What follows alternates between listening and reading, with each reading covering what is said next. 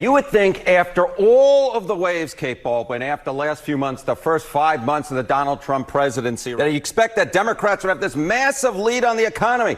It ain't so. It ain't so. The party that is closest to your economic views, in November of 2023, it was the Republicans by 11 points. Now it's still within that range, still within that margin of error. Plus 8-point advantage for the Republican Party. How is that possible, Democrats? How is that possible after all the recession fears, after the stock market's been doing all of this, after all the tariffs that Americans are against, and Republicans still hold an 8-point lead on the economy? Are you kidding me? Take a look at Reuters Ipsos. What do we see here? Party with a better economic plan. Well, in May of 2024, Republicans had a 9-point advantage. Look at where we are now in May of 2025. The advantage actually went up by 3 points. Now Republicans have a 12-point advantage when it comes to the party with a better economic plan. Welcome back to the Megyn Kelly Show. Here with me now, Stephen A. Smith, host of the Stephen A. Smith Show.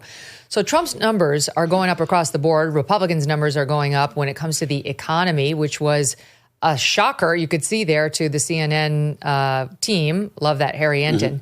But they thought it would go down because of the tariffs, and all the coverage of Trump on the economy so far has been negative, saying he doesn't know what he's doing and why isn't he fighting prices. Meanwhile, inflation's down. I think it's 2.3% now. In any event, what do you make of the turn in fortunes for him? We talked about in the first hour, Trafalgar now has him up 8 percentage points in his approval rating to a net of 54%, which he's never hit before. Well, to me, it's an indictment against the Democratic Party. And I think that a lot of times people are looking at me, Megyn, and they're saying, well, you know what, he's just attacking Democrats or what have you. And I said, it's not just that simple.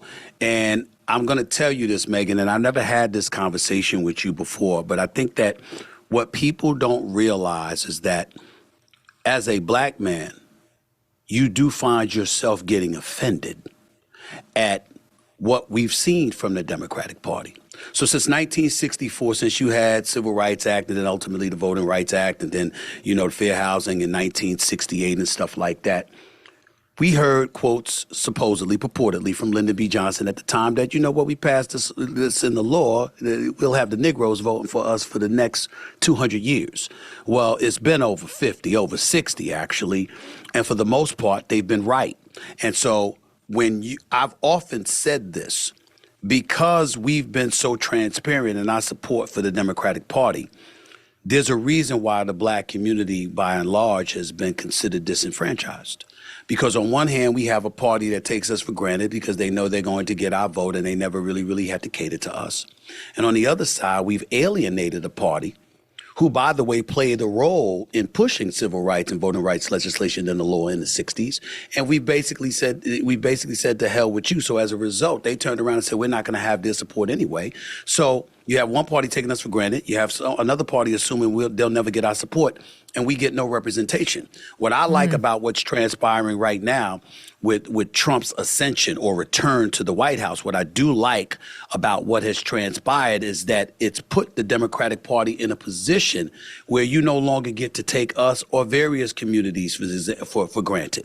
You got to go out there and earn our vote.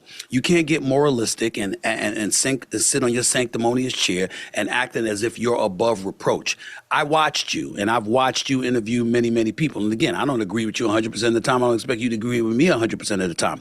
But I respect the hell out of your integrity and what you bring to your show every day. And I watch it every chance I get, to be quite honest with you, because I'm always learning something.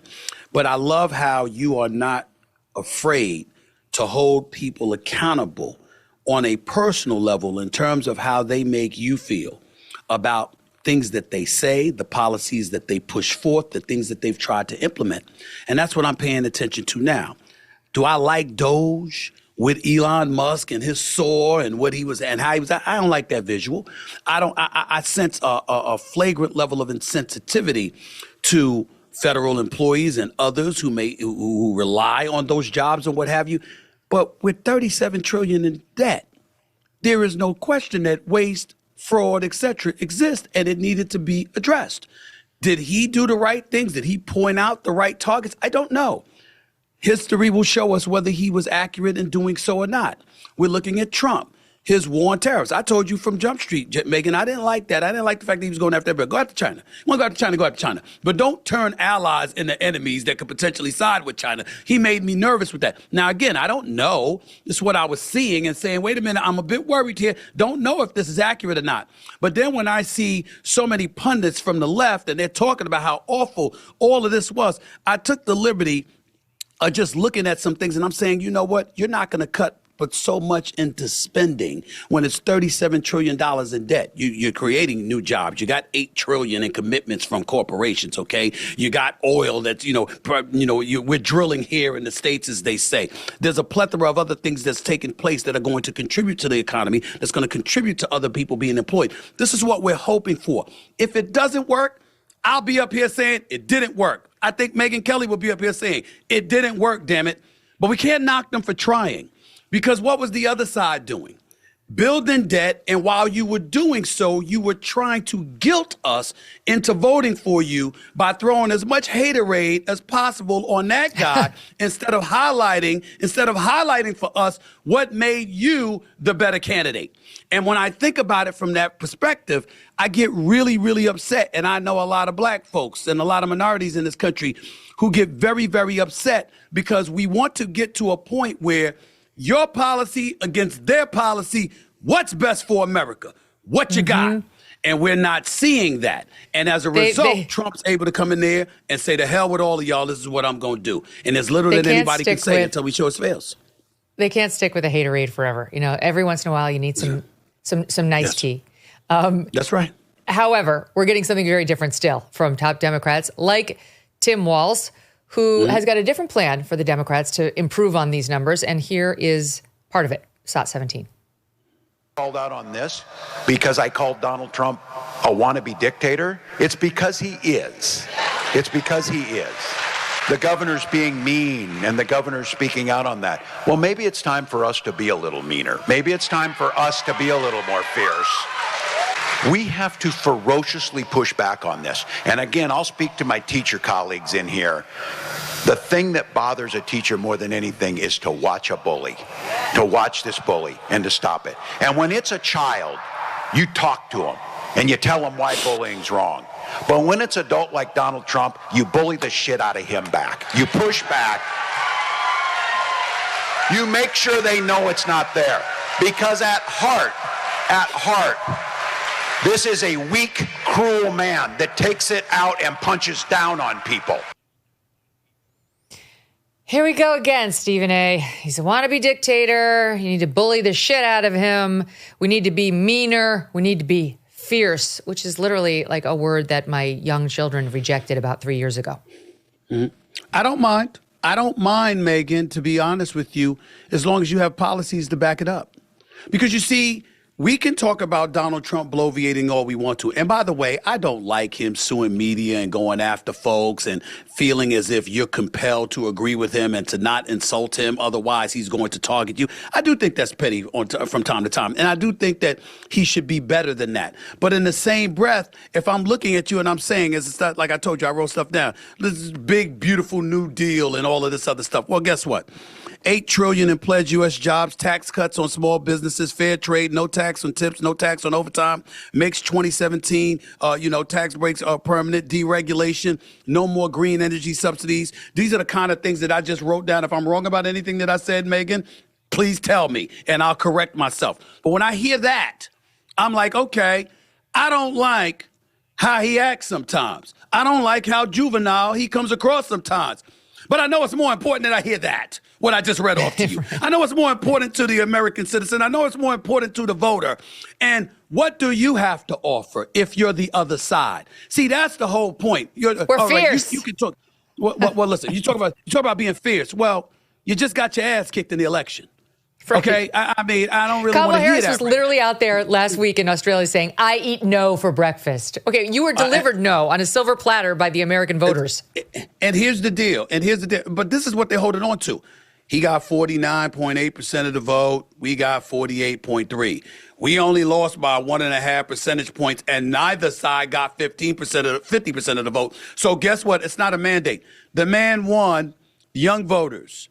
He got more black voters. He got more young voters. He won every swing state. He won the popular vote for the Republican Party for the first time since 2004. I mean, damn, what do you need in order for there to be labeled a mandate? I don't understand it. But nevertheless, in a loss, to reflect upon the loss and to talk about pushing back on them, that's all you got? And oh, by the way, if that is what you really, really feel, how come you didn't do it during the campaign? How come you didn't do it when you were on the debate stage versus J.D. Vance? I mean, if there was ever a kumbaya moment in politics, it was him against J.D. Vance. I mean, they did everything but hug and kiss one another. I mean, this is what was going on. They even parodied it on Saturday Night Live. I mean, this is how funny it was. And so when you're looking at it from that standpoint, where was all of that when you had the ear of the Democratic presidential nominee, that is Kamala Harris? Where was all of that then? We don't want. I respect Tim Walz, you're the governor of Minnesota. I get what you bring to the table, whatever that may be. God bless you. But you had an opportunity to make all of this noise before, and if you missed out on it, we certainly don't want to hear from you now. That, in sports parlance, Megyn, that is the equivalent of losing the championship by getting swept and then going to talk shit about the opponent. How'd that work? Right. You had an opportunity to beat them. They ran by calling Trump a dictator, comparing him to a Nazi, to calling him Hitler. Like, how much meaner do they think they should get? I don't understand where's the extra room for them to get even meaner, a little meaner, more fierce, and to bully the shit out of him. How do you do that in a way that they didn't already do that? I don't know how you're going to do that, but more importantly, I don't know why you would think that would work, considering how we've shown you, we felt about you during the election. Even people like me who voted for her, I didn't like his incivility. I thought the presidency was a statesmanship position. But in the same breath, I was hopeful that she would be somebody that would work across the aisle and that you would be able to police some things that was going on the left. I regret that. Okay. Yes. Not to say that I would vote for him, but I certainly don't like the thought of voting for her. And so I'm looking at our politics. This administration is working very hard to try and fix this country. But while they're focused on fixing the country, they can't fix your personal finances. That's really up to you. And that's why thousands of Americans are turning to Birch Gold. In the past 12 months, the value of gold has risen by 30%. Think about that. How's your stock market investment doing? Has it gone up 30%? Have you made 30% on your money? And demand is strong and it's growing. While reports are that the BRICS nations are actively working to challenge the U.S. dollar as the world's reserve currency, that's not great. In other uncertain times, gold has offered peace of mind, and in these uncertain times, it does the same. Birch Gold makes it incredibly easy to convert your existing IRA or 401k into a tax-sheltered IRA backed by physical gold. Or if you prefer, you can buy gold to store in your own home safe. Just text MK to the number 989898, and Birch Gold will send you a free info kit on gold. There's no obligation, only useful information. With an A+ rating with the Better Business Bureau and tens of thousands of happy customers, take control of protecting your savings today. Text MK to the number 989898.